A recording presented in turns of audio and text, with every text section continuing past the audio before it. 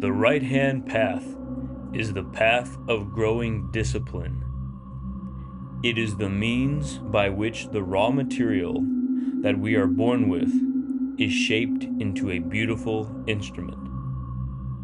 We are all born into the storm, and we are tossed side to side by forces beyond our control. Those who reach the peak of the ascending path, the masters of the right hand, discover that there is nothing beyond control. Through the rejection of all attachment, it is possible to achieve the first liberation, the great leap of freedom into self-mastery. In the midst of the storm, a mountain is discovered. It is through this mountain that we engage in a holy war against the self. This is the great struggle that tests the will of the yogin. What awaits at the peak? The chalice, the sword, the shining sun.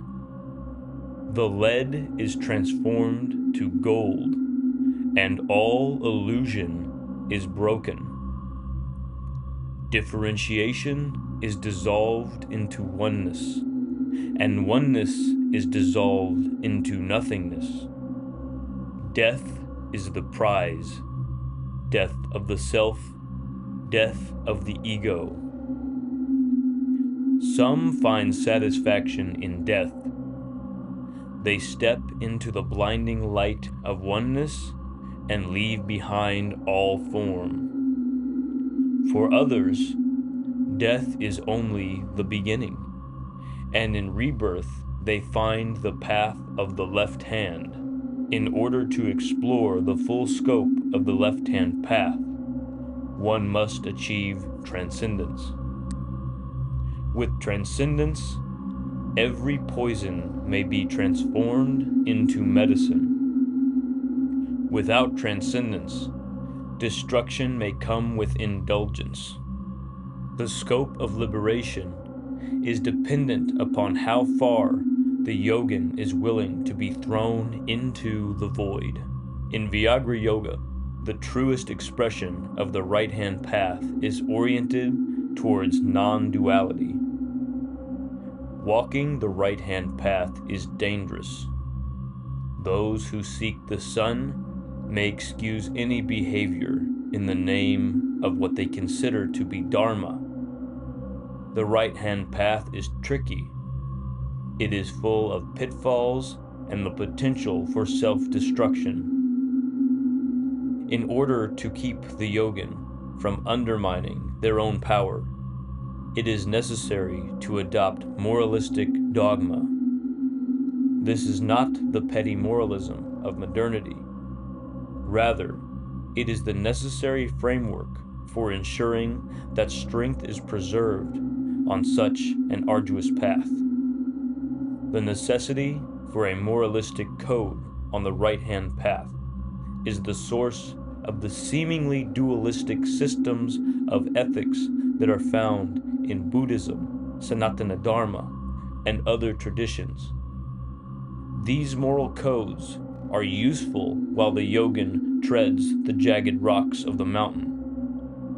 But upon reaching the peak, all morality is shed, and the point beyond good and evil is uncovered. In Viagra Yoga, the right-hand path initiate begins in the Muladhara and advances towards the Sahasrara. Why must the yogin follow this order of the chakras? Because this dimension exists within the age of Shakti, and the material presents as the foundation of consciousness. The subtle state is reached by advancing from the blood body to the spirit body. It is at this point that unification with the cosmos may be achieved and the clear light may be accessed. Each chakra represents a new challenge for the yogin. These chakras exist as altered states of consciousness. These altered states can both entice and destroy.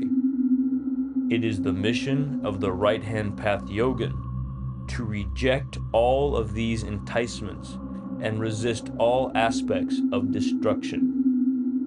This is achieved through the practice of asceticism. The ascetic applies intense discipline in approaching the war with the self.